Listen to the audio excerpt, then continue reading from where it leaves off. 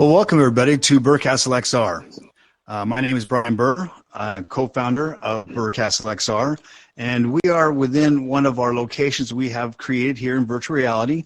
We call this our BCXR Theater, which we use to gather people from all around the world. Doesn't matter what country or what time zone you're in. We can all come in here together at once and connect with each other, to educate, to train, to do some unique things that we have not been able to do in the world prior to virtual reality.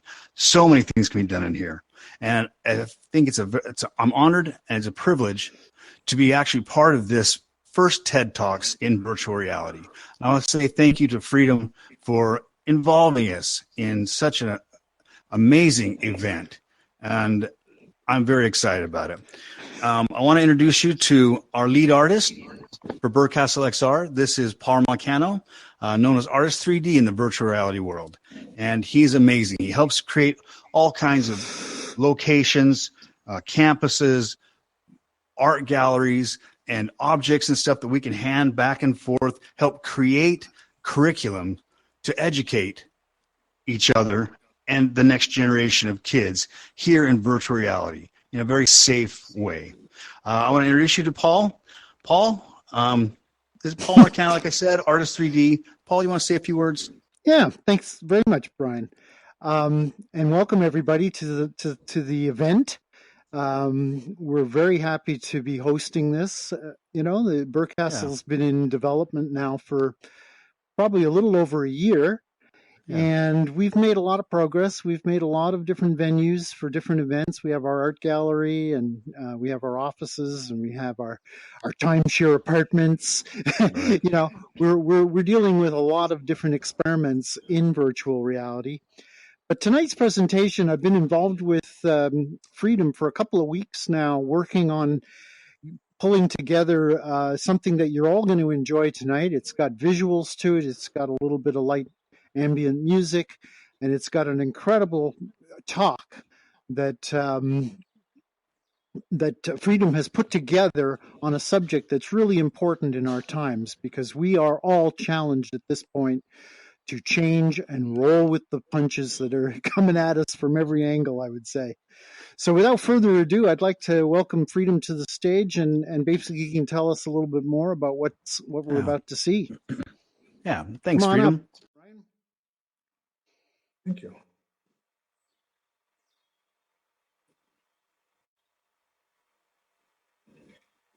Thank you. Thank you, Burcastle XR. And thank you, Paul. Thank you, Brian, for this amazing introduction. Exactly 1 year ago, the world came to a standstill and our lives changed forever. And we faced the greatest crisis in the last century. However, in this year, we also had tremendous innovation to prepare for a future that does not exist yet. We discovered that we were living in a world where change itself was based on what we know about the past, like a past-derived present. And we found ourselves in a situation where the past could not help us, and we had to think about the future. In fact, our way of thinking had to totally change. And for me, one of those changes included how we interact, how we engage with each other. We went on lockdowns globally, our schools were shut down, and we had to figure out how to do everything in real time. And today is my profound honor and privilege to give the first TED Talk in virtual reality ever, live, with you on Zoom, or you're here at Burcastle, or wherever you are, where our worlds have collided. When I was invited to give this TED Talk on change, I thought to myself, how could I talk about change? We have heard conversations about change. We have heard TED Talks about change. However, we are in the middle of a change where we are preparing for a future that will be resistant to some things. And so today, it's my profound privilege to be able to be part of this change process. And I want you to consider that today is historic in many, many ways. And as I have said, it's the first VR TED Talk in the history of TED Talk. However, it's also a different kind of talk because I will be doing this in virtual reality. I want to thank you all for being here, and I want to congratulate you for being part of history. Instead of talking about change, we are going to look at the being change itself from the perspective of virtual reality. And change happens everywhere, but the DNA of change is a particular process and principle. And I'm looking forward to spending the next few minutes with you on this at Bear Castle XR Theater.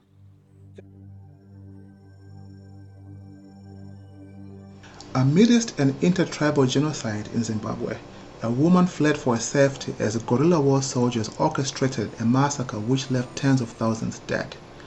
Only 6 months pregnant, she began early labor and was rushed to a hospital by generous people, compassionate people. She gave birth to a boy who by all laws of science and reason should not have survived. The next day, the boy's grandmother came to the hospital, Mpilo, which means life. She immediately understood the boy's eagerness to escape the womb. Having spent her whole life in the liberation struggle, she knew that the boy would have an expanded freedom to be and freedom to action, opening new possibilities of change. She traveled to the hospital and she looked at the boy in the eyes and named him Freedom. I am that boy. After she named me, holding me closely in her arms, she prophesied I would change the world. Over the years, as a teacher, I have taken that to heart. In fact, I have developed the Code for Change, a tool to help me realize the power that is already in me and the power that is also in you to change the world. And that tool is a combination of questions which have become like the foundation, more like biological DNA, of what the DNA of change looks like. I use questioning because a question does engage us, an answer does close an engagement.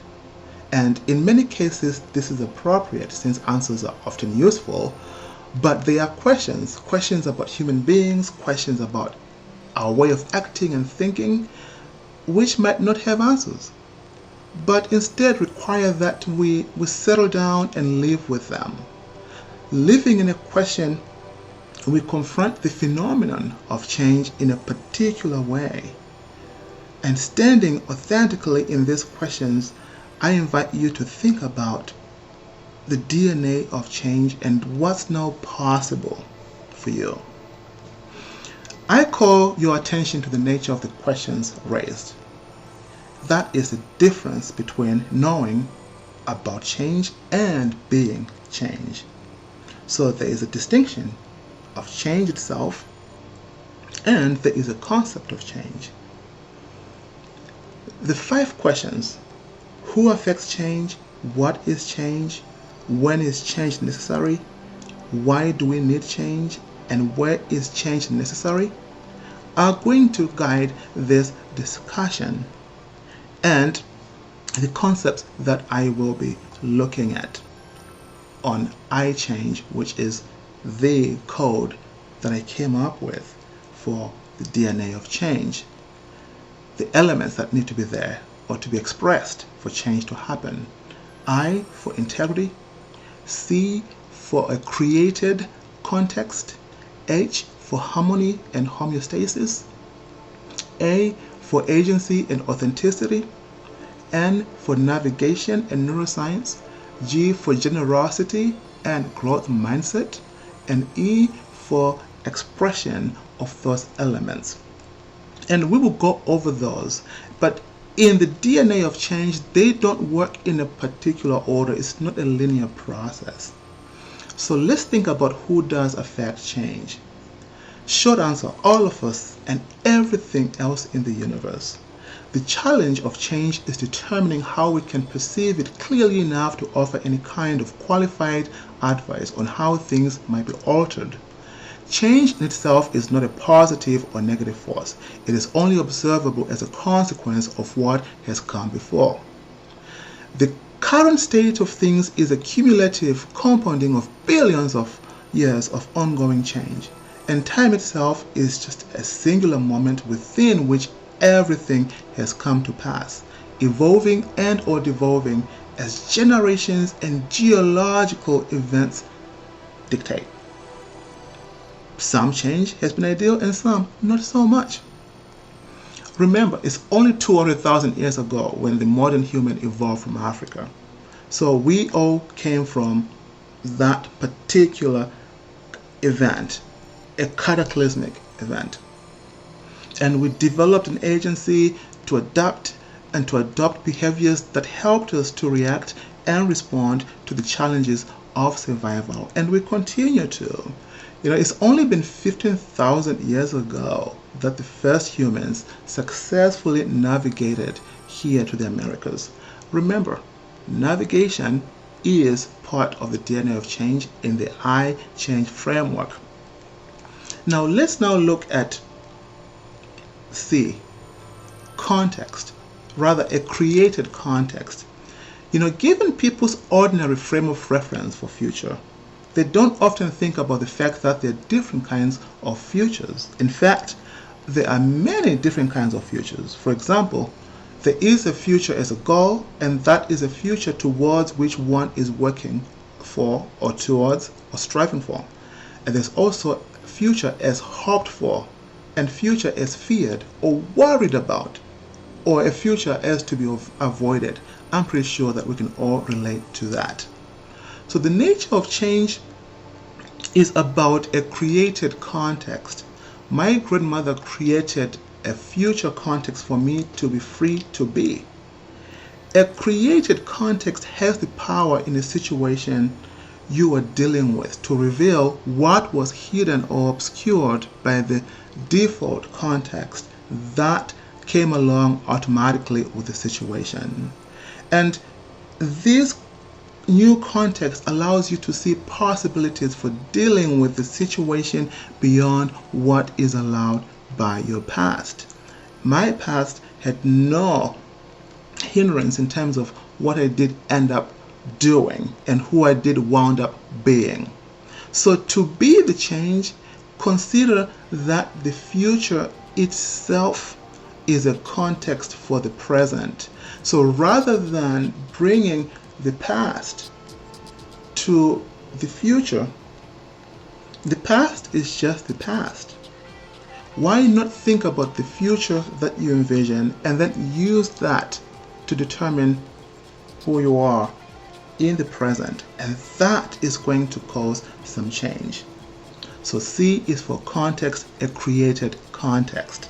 H is for harmony or homeostasis, which is the body's capacity to maintain a stable internal state.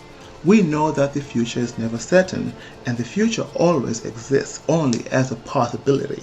But the future that exerts the most force on the present is the future as given by the past. And that is a future that is extrapolated or projected from the past, a future that is based on an extension of the trajectory established by the way the past has unfolded up to the present. Which bears the question, then what is change if, things need to be harmonious or stable?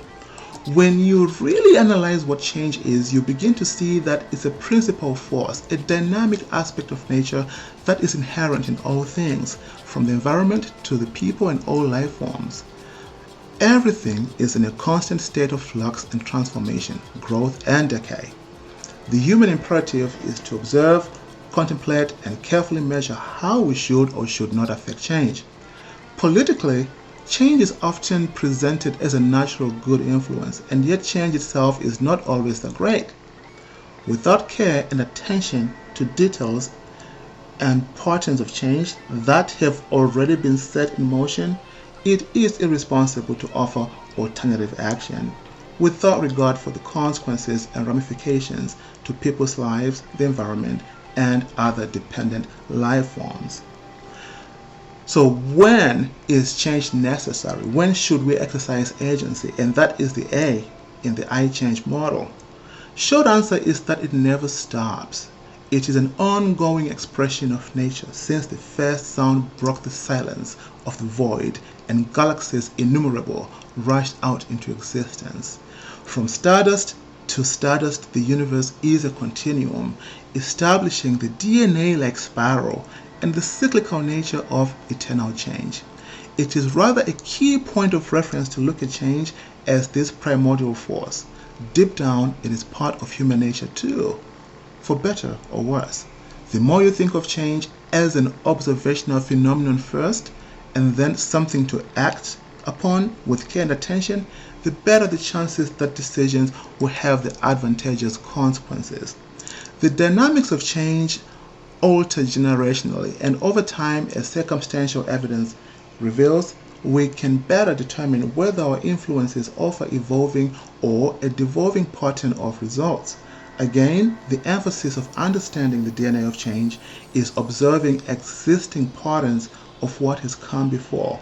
Then, like a pattern woven on a loom, we can, with careful observation, see more precisely where the established pattern is going. The future in this respect can be amazingly predictable as an extension of what has come before. Therein lies the cyclical yet ever spiraling nature of change. It is in our DNA. So I remember for an age when my kid Callan exercised this agency, he came to me and asked for a velociraptor fossil egg. So I asked him why. He says, well, I am interested in that because this particular dinosaur existed 75 million years ago and it did not fly. However, it did retain its feathers. I wonder if it did that to protect its eggs or something. And so it seems like the best way really is to look at, the eggs. My future was, okay, how do I find that kind of fossil? So I actually used my created future of that. It only took about 2 months, and I found 2 velociraptor fossil eggs, which Kellen was able to research on. They are now at UC Berkeley Paleontology Museum. That takes us to N, navigation and neuroscience. While people may consciously have hopes and dreams and worries and doubts and goals and strivings regarding the future, the brain, below the level of consciousness, only has patterns from the past from which to predict the future. And the brain shapes a person's way of being and action in the present to be consistent with realizing the brain's predicted future. In fact, neuroscience studies confirm that brain activity selects an action even before the person experiences consciously choosing that action.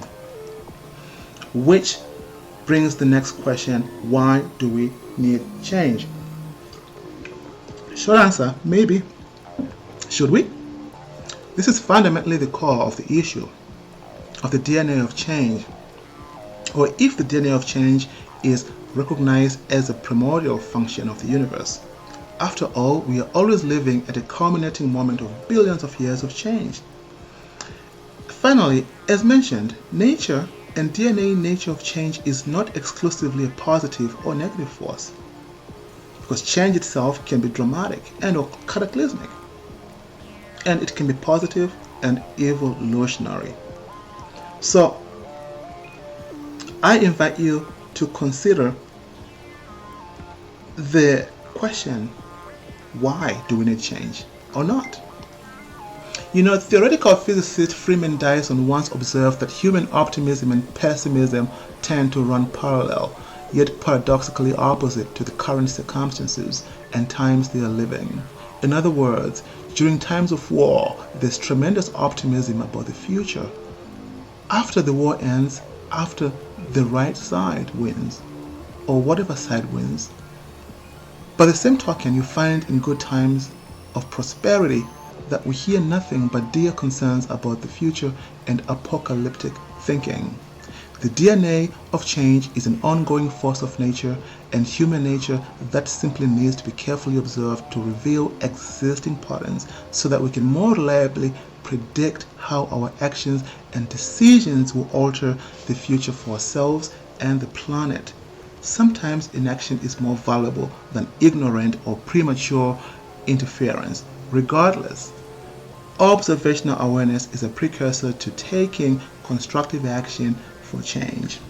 When I asked my son what he thought about the DNA of change, the first thing he said was it's about growth mindset, which brings us to G, growth mindset and generosity. The future a person is living into is for that person the context for life in the present. And that life is going to have some challenges. And so it's important to have a growth mindset so that you can deal with the possibilities that you might have to face.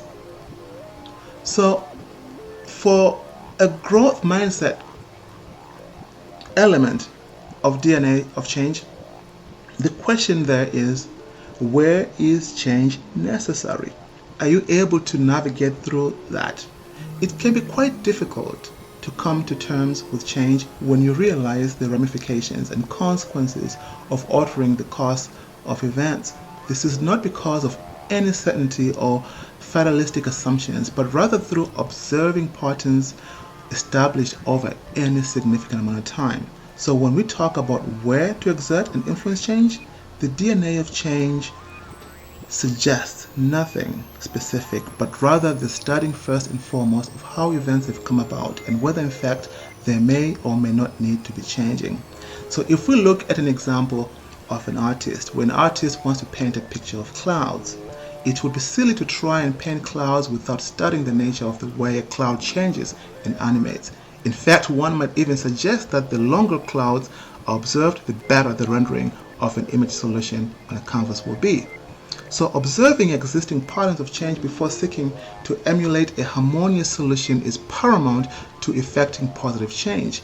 Change is very much like a stream with multifaceted eddies and flowing patterns within it, and so it may be important to pre-visualize how the act of stepping into a stream will alter all those patterns accordingly downstream. Like a dam built needs to anticipate environmental impacts in the lands beyond. Change becomes somewhat of a huge responsibility when solutions are offered that change the natural or established flow and consequence of things. And so the last element of the I change model is expressed elements. The function of this conversation really was not to provide you information to be applied while changing something, but to produce a shift in the way that you think about how change occurs. The DNA of change is an idea that is worth not only sharing but experiencing. And thank you for watching the world's first TED Talk on virtual reality. And thank you to everyone who made this possible. Let us go out there and be the change.